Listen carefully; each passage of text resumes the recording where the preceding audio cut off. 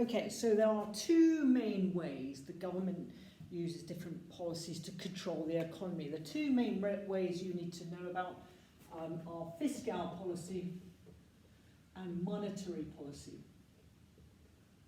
There's also supply side policy as well. I'll mention it here, but I'm really going to talk about the first two. So fiscal policy is pretty straightforward. It's using taxation or government spending to control the economy. So, for example, they might increase income tax, so that will reduce spending within the economy, or spending our disposable income.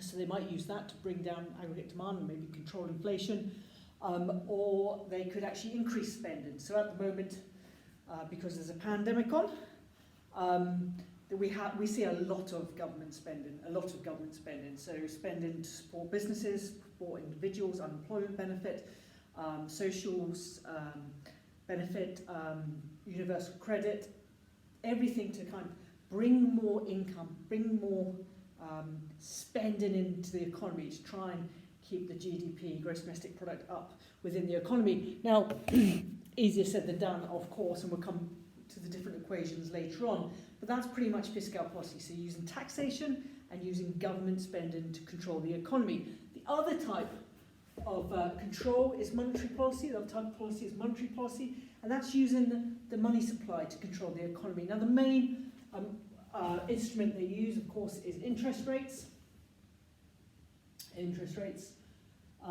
So putting interest rates up and down. So as you know, anyone in the UK who are watching this in England, you all know that our interest rates are incredibly low, 0.25%. Incredibly low, historically low. They've never been this low before, and that is trying to boost aggregate demand. Not quite working, because you might need a bit more stimulus, which is why the government's also trying to use government spending as well to try and stimulate that demand.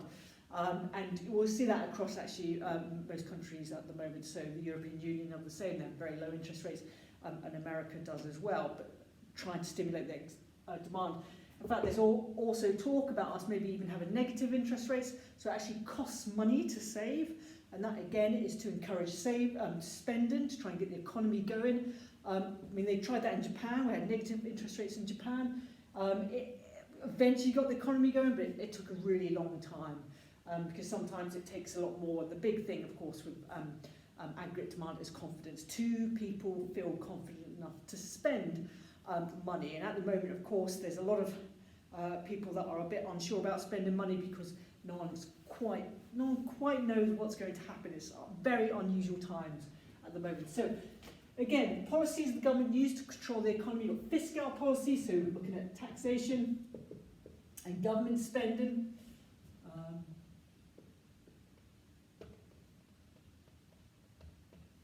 And you also have interest rates as well, which is monetary policy. You all can have supply side policy, and that's, for example, trying to increase investment in the economy as well, trying to get companies to increase the supply side of the economy. So yes, things like investment, encouraging investment, having kind of enterprise zones or ways to encourage businesses to set up here as well would be a supply side policy. So they're the main policies the government use. All of them, of course, have their advantages and the disadvantages.